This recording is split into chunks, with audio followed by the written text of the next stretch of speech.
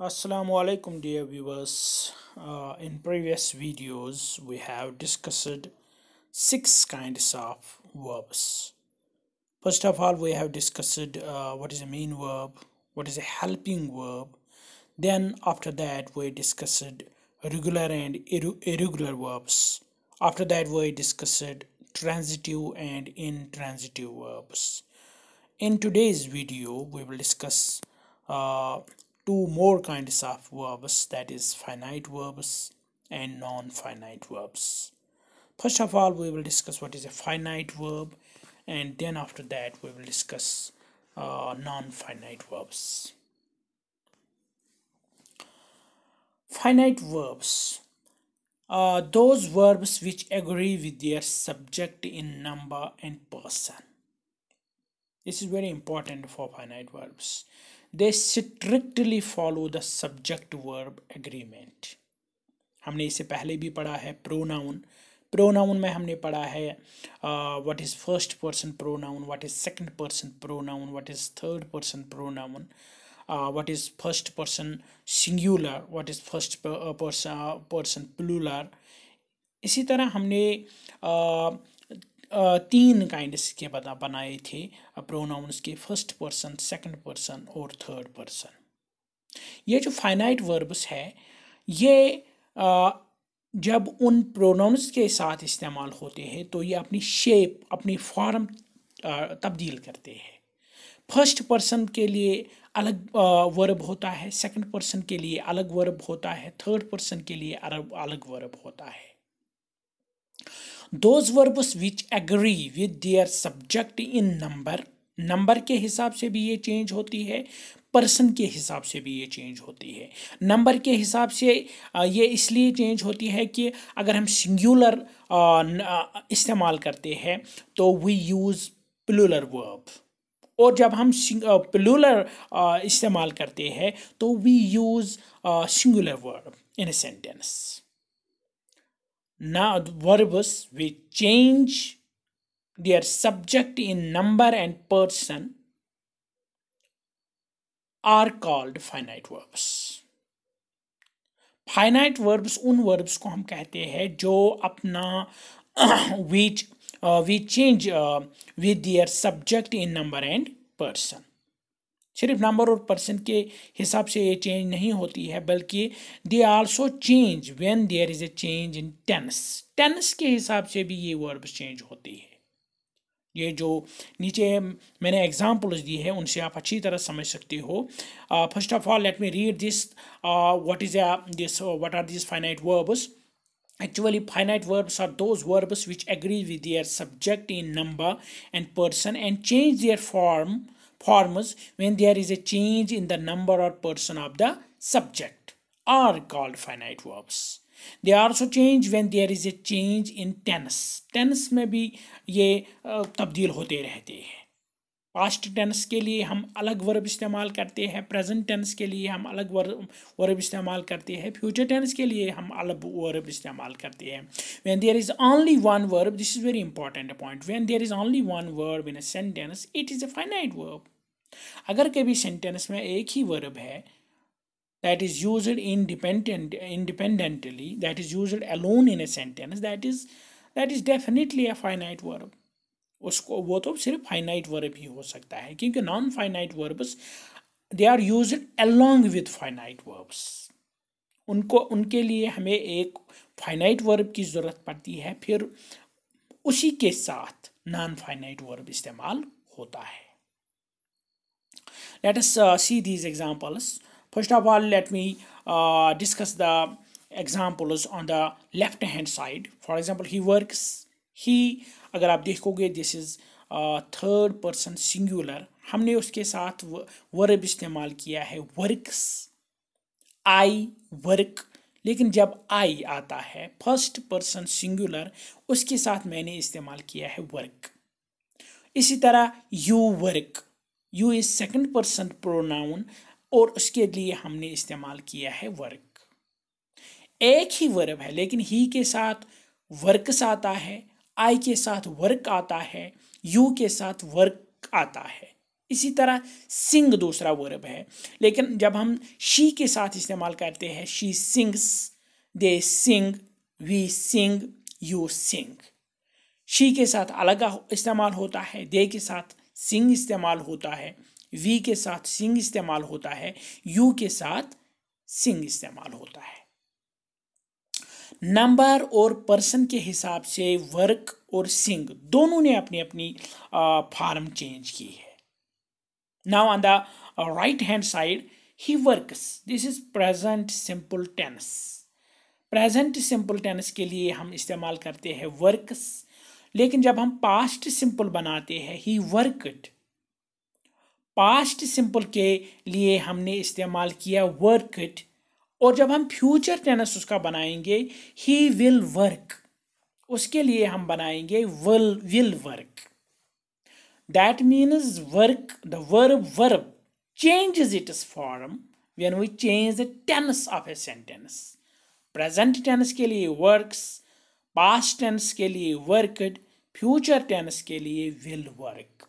In the same way, she sings, she sang, she has sung, she is singing। ये future present continuous के लिए is singing, that means SING singing, और उसके बाद में हमने ING इसके लिए इस्तेमाल किया है। ये वर्ब्स जो अपनी शक्ल, जो अपनी फॉर्म तब्दील करते हैं as per the this number and person and tense. Tense के हिसाब से, नंबर के हिसाब से, पर्सन के हिसाब से जो अपनी फॉर्म्स चेंज करते हैं, such verbs are called finite verbs. In the above sentences, the verbs work and sing change when there is a change in the subject or tense। चाहे सब्जेक्ट में तब्दीली हो, चाहे टेंस में तब्दीली हो, दोनों के हिसाब से ये अपनी फॉर्म चेंज करती है। These verbs act as a root verb, main verb we can say। They do the job of verb only। Sentence में ये जो मेन वर्ब होता है, जो वर्ब का काम करता है, ये फाइनाइट वर्ब ही करता है। नॉन फाइनाइट वर्ब का काम नहीं करता है। They can stand by themselves in a sentence, ये बिल्कुल अकेले इस्तेमाल होते हैं, जैसे कि मैंने ये भी बोला है। And do not depend on other verbs for complete meaning, माने के लिए उनको किसी दूसरे वर्ब की ज़रूरत नहीं पड़ती है। They do only the job of a verb and nothing else. दो तीन चीज़ें आपको यहाँ जहन में रखनी है फाइनाइट वर्ब के लिए। फाइनाइट वर्ब्स ये अपनी फॉर्म चेंज करती है according to the number, person and tense. ये फर्स्ट पॉइंट है। दूसरा जो पॉइंट है, they are used alone in a sentence, बिल्कुल इस सेंटेंस में इंडिपेंडेंटली इस्तेमाल होती है, इन्हें को किसी और वर्ब की ज़रूरत नहीं पड़ती है। And the third, the last one is that they do only the job of a verb and nothing else। Sentence में ये सिर्फ वर्ब का काम करते हैं, ये दूसरे और चीज़ का काम नहीं करते हैं। Now let us discuss what is a non finite verb, फिर हम उसका इन दोनों का डिफरेंशिएशन करते हैं ताकि हम अच्छी तरह समझ पाए। नॉन फाइनाइट वर्ब्स, मैं आपको पहले ये दो एग्जाम्पल्स बताऊंगा। आई love swimming, I love swimming, I love swimming, she loves swimming, they love swimming, we love swimming, all love swimming। चाहे मैं कौन सा नंबर और पर्सन इस्तेमाल करूंगा, लेकिन स्विमिंग जो वर्ब है, जो अंडरलाइन मैंने किया है, इसमें चेंज नहीं होता है। आई के साथ भी ये इस्तेमाल होता है, वी के साथ भी इस्तेमाल होता है, यू के साथ भी इस्तेमाल होता है, ही के साथ भी इस्तेमाल होता है, शी के साथ भी इस्तेमाल होता है। With every person and number it is used without changing it is form. I love swimming, they love swimming, we love swimming, every person and this number, कोई चेंज इसमें नहीं होता है। In the same case she loves to give gifts, दो दूसरी group of examples है, उसका पहला जो मैं बता रहा हूँ, she loves to give gifts. She loves to give gifts. They love to give gifts. We love to give gifts. They all love to give gifts. चाहे आप कोई भी पर्सन कोई भी नंबर इस्तेमाल कर सकते हो, there will be no change in the verb to give. To give हर एक के साथ इस्तेमाल होता है, हर एक के साथ होता है. Now the first example of the third group, she is watching the rising sun. She is watching the rising sun. They are watching the rising sun. We are watching the rising sun. चाहे कोई भी person कोई भी this या number के साथ इस्तेमाल करोगे, there will be no change in this verb that is rising. Rising में कोई दिस चेंज नहीं होगी, फॉर्म में चेंज नहीं होगी. Now I will come to this example number 1. I love swimming. I loved swimming. He loved swimming. They loved swimming. Tense अगर आप change करोगे तब भी स्विमिंग में इस वर्ब में कोई चेंज नहीं होगी. She loves to give gift. She loved to give gift. She will love to give gifts. कोई भी टेंस, चाहे प्रेजेंट टेंस, चाहे फ्यूचर टेंस, चाहे पास्ट टेंस, कोई भी टेंस आप इस्तेमाल करोगे, there will be no change in the underlined verbs because they are non-finite verbs. I love swimming. She loves reading books. She prefers playing with kittens. He enjoys hunting. She loves to give gifts. He does not like to drink juice. She forgot to take her medicine today. I want to swim in the pool. I wanted to swim in the pool. They wanted to swim in the pool. We want to swim in the pool. चाहे कोई number कोई tense आप इस्तेमाल करोगे, there will be no change in the underlined verbs. In the same case, example is from third group. She is watching the rising sun. They are watching the rising sun. They were watching the rising sun. आप कोई भी किसी भी angle से इसको पढ़िए, there will be no change in this rising. She drank some boiled water. He sat on a broken chair. She does not like cooked vegetables. She did not like cooked vegetables. I do not like cooked vegetables. We do not like cooked vegetables. कोई भी sentence आप पढ़िए. Those verbs which do not act as verbs in a sentence. Actually ये sentence में verb का काम करते ही नहीं है. अगर आप पहला एग्जाम्पल देखेंगे, I love swimming. I love swimming. इसके बदले अगर हम ये सेंटेंस बोलेंगे, I love books. I love mangoes. I love these flowers. I love swimming. इस सेंटेंस में ये जो स्विमिंग है, it is used as a noun. यहाँ हमने उसको एज नाउन इस्तेमाल किया है. It is, although it is a verb, but in this sentence it is used as a noun. I love mangoes. I love swimming. I love apples. I love swimming. जिस तरह हम apples mangoes इस्तेमाल करते हैं, इसी तरह हमने इसको भी स्विमिंग को भी इस्तेमाल किया है. In the same way, we will use these sentences also. She loves reading books. She prefers playing with kittens. Now, let us see what these non-finite verbs mean. Those verbs which do not act as a verb. ये sentence में verb इस्तेमाल नहीं होते हैं as verb in a sentence, but act as nouns. This is very important. 3 काम ये करते हैं sentence में. Either they act as nouns, जिस तरह इस sentence में है. Adjectives. Adjectives किस sentence में इस्तेमाल हुए हैं? For example, she drank some boiled water. Boiled water. Boiled water. Although boiled is a verb, but it here qualifies. It tells us something about water that is noun. Here it has been used as noun. Boiled water. In the same way, broken chair. Chair. Broken. Broken is actually a verb, but here it is adjective because it tells us something about a noun, that is chair, broken chair. So these verbs, they act as nouns, adjectives and adverbs. ये तीन काम ये करते हैं sentence में. Either they act as nouns, either they act as adjectives or adverbs. And do not change their forms. ये मैंने पहले ही बताया है, ये फॉर्म चेंज नहीं करते हैं. When the number or person change, they do not show the tense of a sentence. Tense भी ये नहीं दिखाते हैं, ये tense दिखाते ही नहीं है. He likes cooking, cookies tense नहीं, cooking.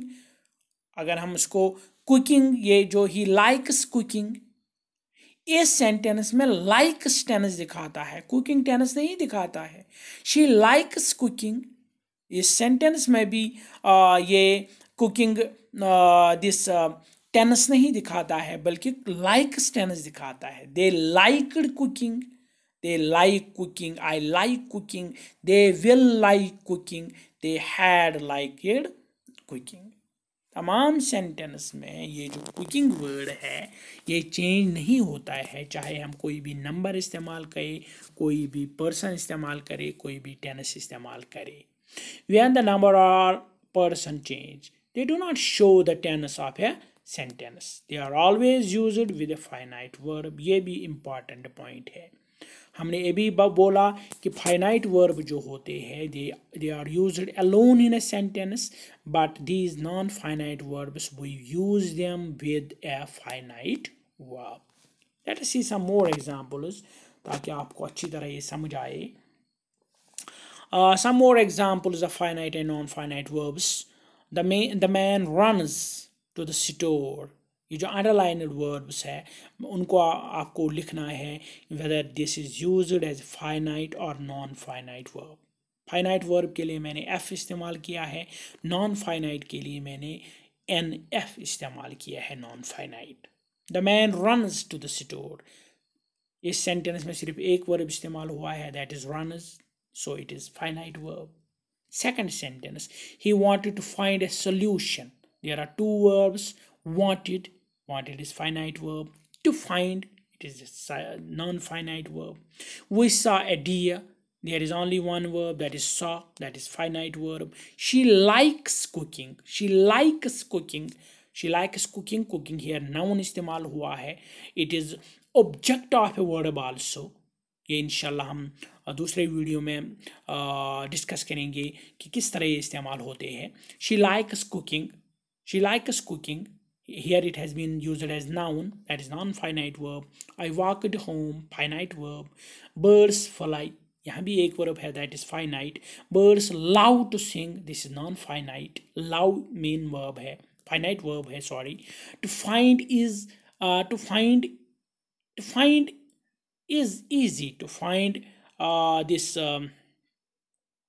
सॉरी यहाँ मैं कुछ भूल चुका हूँ. आप एग्जाम्पल 9 देखिए. She goes to school daily. She goes to school daily. She goes to school daily. This is finite verb. I like mangoes. I like mangoes. This is also finite verb. This mango is fit to eat. This is non-finite verb. His tattered coat needs mending. This is non-finite verb. She reads in class 10th. एक ही verb है, that is finite verb. This is not the time to play.